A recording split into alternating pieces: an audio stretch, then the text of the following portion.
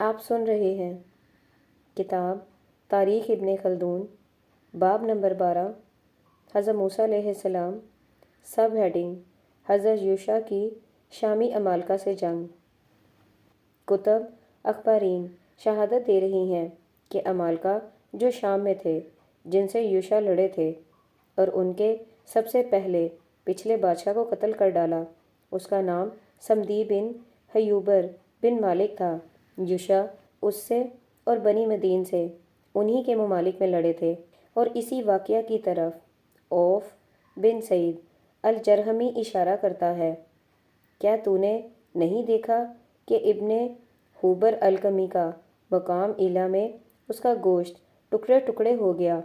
لشکر ہائے یہود نے اس پر حملہ کیا، جن کی تعداد 80,000 تھی۔ ان میں بعض بے زرہ کے تھے اور بعض زرہ پہنے ہوئے تھے۔ سب ہیڈنگ عمالقہ کا نسب۔ ان عمالقہ کے نسب میں جو کچھ علماء نسب کا اختلاف تھا، اسے پہلے بیان کیا جا چکا ہے، اور بلا شبہ یہ لوگ عملیق بن لاؤز یا عمالق بن الیفاز بن ایسو ثانی کی نسل سے ہیں۔ بنی اسرائیل اور علماء عرب کا یہی خیال ہے۔ باقی رہے اور گروہ جو شام میں ان دنوں موجود تھے، ان میں اکثر بنی کنعان سے تھے، جن کا تذکرہ اس سے پیشتر ہو چکا ہے اور ان کے شعوب بھی بیان ہو چکے ہیں۔ بنی اروم امون کی اولاد اور بنی موآب لوط کی نسل سے ہیں، اور تیسرے ان میں سے اہل یستغیر اور جبال شرات ہیں، اور وہ بلاد کرک و شوبک و بلقاء ہیں۔ پھر بنی فلسطین بنی حام سے حکمران ہوئے۔ ان کے بادشاہ کا نام جالوت تھا اور وہ کنانیوں میں سے تھا۔ پھر بنی مدین اور عمالقہ ہوئے۔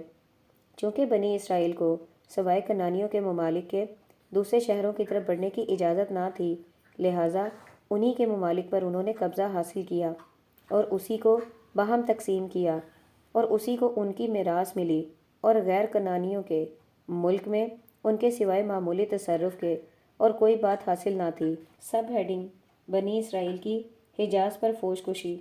کتب اخبارین میں تحریر ہے کہ بنی اسرائیل نے ملک شام پر قبضہ کرنے کے بعد چند لوگوں کو حجاز پر حملہ کرنے کے لیے روانہ کیا تھا۔ ان دنوں وہاں عمالقہ کا ایک گروہ رہتا تھا جو جاسم کے نام سے مشہور تھا، اور ان کے بادشاہ کا نام ارم بن ارکم تھا۔ بنی اسرائیل نے اس کو اور اس کی قوم کو زیر کیا اور بعد فتح یابی کے شام کی طرف واپس روانہ ہوئے، لیکن شام کے بنی اسرائیل نے اس فاتح گروہ کو شام میں داخل نہ ہونے دیا اور مجبور کر کے حجاز اور یثرب مدینہ کے بلاد کی طرف، جنہیں انہوں نے فتح کیا تھا، لوٹا دیا۔ چنانچہ ان لوگوں نے شام سے واپس ہو کر فتح کی تکمیل کی اور وہیں قیام پذیر ہو گئے۔ انہی کی پچھلی نسلوں سے یہود خیبر و قریظہ و نذیر ہیں، لیکن بعض یہود اس واقعے کا اعتراف نہیں کرتے، اور بعض کہتے ہیں کہ یہ واقعہ طالوت کے زمانہ حکومت میں گزرا ہے۔ واللہ اعلم۔ باب نمبر 13، امارت بنی اسرائیل۔ سب ہیڈنگ بنی اسرائیل کی سیاسی حالت۔ یوشع کے انتقال اور تکمیل فتح کے بعد بنی اسرائیل نے شریعت کی پابندی چھوڑ دی۔ اوامر کی وجہ آوری اور نواحی سے احتراز کرنے لگے، اور دیگر قومیں جو سرزمین شام میں رہتی تھیں، وہ ہر طرف سے بنی اسرائیل پر حملے کرنے لگیں۔ بنی اسرائیل کا ان دنوں یہ دستور ہو گیا تھا کہ وہ شورا سے تمام کام کرتے تھے اور ایک شخص کو اپنی جماعت سے منتخب کر لیتے تھے، اور ان کو یہ اختیار ہوتا تھا کہ جب وہ چاہتے کسی دوسرے کو جسے وہ افضل سمجھتے تھے اسے قائم مقام کر دیتے تھے۔ کبھی کبھی کوئی نبی بھی مبعوث ہو جاتا تھا جو وحی اور الہام کے ذریعے سے ان کے کاموں کو سر انجام دیتا تھا۔ اسی کیفیت اور حالت کے ساتھ بنی اسرائیل نے 300 برس گزارے، اور ان میں کوئی زبردست بادشاہ نہ ہوا، اور اطراف و جوانب کے بادشاہ ان کو اپنے ہتھیاروں سے ڈراتے رہے، یہاں تک کہ بنی اسرائیل نے اپنے بنی شموئیل سے التجا کی کہ ان میں سے ایک بادشاہ پیدا کیا جائے۔ چنانچہ پہلے طالوت اور اس کے بعد داؤد علیہ السلام ہوئے۔ اس کے بعد پھر ان کی سلطنت مضبوط ہو گئی اور ان کے دشمن ذلیل و خوار ہو گئے، جیسا کہ آئندہ بیان کیا جائے گا۔ اس زمانے کو جو یوشع اور طالوت کے درمیان گزرا ہے۔ اس کا زمانہ حکام اور زمانہ شیوخ کہتے ہیں۔ ہم ان تمام حکام کو جو اس زمانے میں گزرے ہیں بالترتیب نہایت صحیح طور سے بیان کیا چاہتے ہیں، جیسا کہ طبری اور مسعودی نے لکھا ہے، اور اس سے صاحب حمات نے اپنی تاریخ میں نقل کیا ہے، اور ہروشیوش مورخ روم نے اپنی کتاب میں، اور اس کے مرتجمین علماء قرطبہ اور قاسم ابن اسباق نے تحریر کیا ہے۔ سب ہیڈنگ فتح اریحہ۔ مورخین موصوفین با اتفاق بیان کر رہے ہیں کہ یوشع اریحہ کی فتح کے بعد ابلس کی طرف بڑھے اور اس پر قبضہ کر لیا۔ وہیں یوسف علیہ السلام کے تابوت کو دفن کیا، جسے جناب یوسف صدیق کی وصیت کے مطابق مصر سے روانگی کے وقت اپنے ہمراہ لائے تھے۔ طبری کہتا ہے کہ یوشع نے فتح اریحہ کے بعد شہر عالی، یہ بھی ملوک کنعان کا تھا، پر چڑھائی کی تھی۔ اس کے بعد بادشاہ کو قتل کر کے شہر جلا دیا تھا، اور خیقون بادشاہ عمان اور بارق بادشاہ یروشلم یوشع کی خدمت میں حاضر ہوئے اور جزیہ دے کر صلح کر لی تھی۔ سب ہیڈنگ شاہان شام کی اطاعت۔ اطراف دمشق سے شاہ ارمن نے خیقون پر حملہ کیا۔ اس نے یوشع سے امداد مانگی۔ یوشع نے اس کی امداد کی اور شاہ ارمن کا ہوارن تک تعقب کیا اور اس کو گرفتار کر کے وہیں سولی دے دی۔ اس کے بعد شام کے تقریباً 31 بادشاہوں نے ان کی اطاعت قبول کر لی۔ اسی زمانہ میں انہوں نے کیساریہ پر بھی قبضہ حاصل کر لیا اور ملک کو بنی اسرائیل میں تقسیم کر دیا۔ جبل مقدس کالب بن یوکنا کو مرحمت کیا، چنانچہ یہ بنی یہودہ کے ساتھ شہر یروشلم میں سکونت پذیر ہوئے۔ اوراق عبادت، جس میں تابوت شہادت تھا، اور قربان گاہ اور میز اور شمدان کو زہرہ پر اور بیت المقدس میں رکھا، اور بنی افرائیم کنعانیوں سے جزیہ لیتے تھے۔ اس کے بعد یوشع کا انتقال ہو گیا۔ سب ہیڈنگ حضرت یوشع کی وفات۔ سفر الحکام سے معلوم ہوتا ہے کہ یوشع نے اپنی حکومت کے 28ویں سال 120 برس کی عمر میں انتقال کیا۔ طبری کہتا ہے کہ جناب موصوف نے 126 برس کی عمر پائی، مگر اول روایت زیادہ قابل وثوق ہے۔ پھر طبری کا یہ بیان ہے کہ بنی اسرائیل میں یوشع نے 20 برس زمانہ منو چہر میں اور 7 سال عہد افراسیاب میں حکومت کی، اور شاہ یمن شمر بن الملوک حمیری زمانہ موسیٰ اور بنی ظفار میں تھا، اور اس نے عمالقہ کو یمن سے نکال کر باہر کیا تھا۔ سب ہیڈنگ کالب بن یوکنا۔ یوشع کے بعد کالب بن یوکنا بن حصرون بن بارس بن یہود بن بنی اسرائیل کے مسلح اور مدبر، اور فخاس بن ایزر بن ہارون بنی اسرائیل کی نماز اور قربان گاہ کے متولی ہوئے۔ طبری کہتا ہے کہ کالب کے ساتھ خرکیل بن یہودا بھی اصلاح و تدبیر کر رہے تھے۔ ان کو والد العجوز بڑھیا زادہ بھی کہتے تھے، اس وجہ سے کہ یہ بطن مادر سے ماں کے بوڑھی اور بانجھ ہونے کے بعد پیدا ہوئے تھے۔ اور وہب ابن منبع سے روایت کی گئی ہے کہ ہرکیل نے کالب کے بعد بنی اسرائیل کی اصلاح کی تھی، مگر اس کا ذکر سفر الحکام میں نہیں آیا۔ سب ہیڈنگ فتح غزہ و اسکلان۔ یوشع کے بعد بنی یہود اور بنی شمون جمع ہو کر کنعانیوں سے جنگ کرنے کے لیے گئے، اور انہوں نے ان کو قتل کیا، شہروں کو لوٹ لیا اور ان کے بادشاہ کو مار ڈالا۔ اس کے بعد غزہ اور اسکلان کو فتح کر کے تمام پہاڑیوں پر قبضہ حاصل کر لیا، مگر غور سے نہ لڑے اور نہ اس کو مارا۔ سب ہیڈنگ کوشان شکنائم کا بنی اسرائیل پر تسلط۔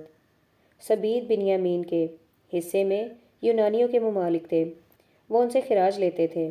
رفتہ رفتہ یہ ان میں مل جل گئے اور فرط اختلاط سے یونانیوں کے بتوں کی پرستش کرنے لگے۔ اللہ جل شانہ نے ان پر بادشاہ جزیرہ کو مسلط کر دیا، جس کا نام کوشان شکنائم یعنی ازلم الظالمین تھا۔ اس کی نسبت لوگوں کے مختلف خیال بیان کیے گئے ہیں۔ بعض اس کو شاہ ارمن و جزیرہ و دمشق و ہوارن و سیدا تحریر کرتے ہیں، اور بعضے اس کو بحرین کا حاکم بتاتے ہیں، اور کوئی کہتا ہے کہ یہ اروم کی اولاد سے ہے، اور تبری کہتا ہے کہ یہ لوط کی نسل سے تھا۔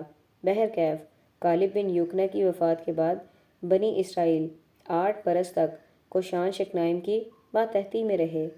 سب ہیڈنگ: بنی اسرائیل کی کوشان سے جنگ۔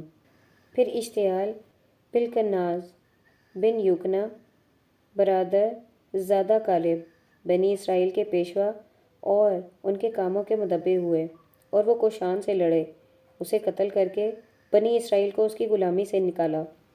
اشتعال کا تمام زمانہ حکومت لڑائیوں میں صرف ہوا۔ کبھی تو وہ بنی موآب سے لڑتے تھے، اور گاہے بنی امون اسباط لوط سے صف آرا ہوتے تھے، اور کبھی امالیک پر فوج کشی کرتے تھے، کہ غرض کہ وہ اسی حالت میں رہے یہاں تک کہ اپنی حکومت کے 40ویں برس انہوں نے انتقال کیا۔ سب ہیڈنگ: بنی موآب کی تاراجی۔ اس کے بعد پھر بنی اسرائیل بت پرستی کرنے لگے۔ اللہ تعالیٰ نے ان پر بادشاہ بنی موآب کو مسلط کر دیا، جس کا نام اغلون تھا۔ 18 برس تک اس کی غلامی میں رہے۔ اللہ پاک کو ان کی مسکنت پر رحم آیا، اور یہوز بن کارا کو سبط افرائیم سے یا باروایت ابن حزم سبط بنیامین سے بنی اسرائیل کا مسلح اور ان کے کاموں کا مدبر بنایا۔ انہوں نے بنی اسرائیل کو بنی موآب کی غلامی سے نکالا، اور ان کے بادشاہ اغلون کے پاس ایک قاصد بنی اسرائیل کی طرف سے کچھ تحفے اور ہدیے دے کر روانہ کیا۔ قاصد نے تنہائی میں موقع پا کر اغلون کو ایک نیزہ مارا، جس سے وہ تڑپ کر مر گیا، اور راس ہیلا سے اغلون کی زندگی کا خاتمہ کر دیا گیا۔ اس واقعہ کے بعد قاصد افرائیم کے پہاڑوں پر چلا آیا۔ بنی اسرائیل یہ سن کر ایک جا ہوئے اور بنی موآب کے شاہی محل پر چڑھ آئے۔ تقریباً 10,000 حراس نگہبانوں کو قتل کر ڈالا، اور بنی موآب کے کاروبار کو زیر و زبر کر دیا۔ یہوز اپنی دولت و حکمرانی کے 80 برس بعد انتقال کر گیا۔ سب ہیڈنگ: بنی اسرائیل پر یافین کا غلبہ۔ اس کی جگہ شمکار بن گماس سبط کاؤ سے بنی اسرائیل کا حاکم اور ان کے کاموں کا متولی ہوا، اور 1 برس حکومت کر کے مر گیا۔ بنی اسرائیل بدستور سرکشی و خودرأئی پر جمے رہے۔ اللہ جل شانہ نے ان کا غرور توڑنے کے لیے بادشاہ کنعان کو ان پر غالب کر دیا، جس کا نام یافین تھا۔ اس نے اپنے سپہ سالار سمیرا کو بنی اسرائیل کے زیر کرنے کے لیے بھیجا، جس نے ان کے ملک پر قبضہ کر لیا اور 20 برس تک ان پر حکومت کرتا رہا۔ سب ہیڈنگ: دافو ارہا کاہنہ کا کارنامہ۔ تب وافو ارا کاہنہ، جو سبط نفتانی یا باروایت دیگر سبط افرائیم سے تھی، اور بنی اسرائیل کو لے کر کنعانیوں پر چڑھ آئی، اور کنعانیوں کو سر میدان سخت شکست دے کر ان کے سپہ سالار سمیرا کو قتل کر ڈالا، اور بنی اسرائیل کو غلامی کی ذلت سے نکال لیا۔ 40 برس تک اپنے شوہر بابرک بن ابی نوم کی اعانت سے حکومت کرتی رہی۔ ہر وشیوش مورخ لکھتا ہے کہ اسی زمانہ میں سب سے پہلا لاطینیوں کا رومی بادشاہ انطاکیہ میں بنکش بن شیطونش گزرا ہے، جو قیاصرہ روم کا جد اعلیٰ ہے۔ وافورہ اپنی تولیت کے 40ویں سال انتقال کر گئی، اور بنی اسرائیل اس کے بعد پھر کفر و الحاد کے مرکز کی طرف لوٹ آئے۔ اللہ تعالیٰ نے ان پر اس مرتبہ اہل مدین اور عمالقہ کو غالب کر دیا۔ سب ہیڈنگ: کدون بن یواش۔ تبری کہتا ہے کہ ابنائے لوط جو حجاز میں رہتے تھے، وہ ان کو 7 برس تک اپنا محکوم بنائے رہے۔ اس کے بعد بنی اسرائیل نے سبط منسا بن یوسف سے کدون بن یواش کو منتخب کیا۔ کدون بن یواش جس وقت بنی اسرائیل کی اصلاح اور درستی میں مصروف ہوا، اس وقت مدین میں 2 بادشاہ تھے، ایک کا نام رابع اور دوسرا کا نام سلمنا تھا۔ انہوں نے بنی اسرائیل پر اپنے سپہ سالاروں اودیف اور زدیف کی ماتحتی میں فوجیں روانہ کیں۔ بنی اسرائیل کو پہلے ان کا مقابلہ کرنا بہت شاق اور دشوار معلوم ہوا، مگر کدون کے استقلال سے بنی اسرائیل اس کے ساتھ نکلے اور بنی مدین کے لشکر کو مار بھگایا، بے انتہا مال غنیمت لوٹ لیا، قدون نے 40 برس کے اندر اپنے تمام دشمنوں کو زیر کر دیا اور بہت بڑے استقلال اور خوش اعتقادی کے ساتھ توریت کے احکام کا پابند رہا۔ اس کے 70 لڑکے تھے۔ اسی کے زمانہ حکومت میں شہ طرطوس اور باروایت برجیس ابن املید ملتیہ بھی آباد کیا گیا۔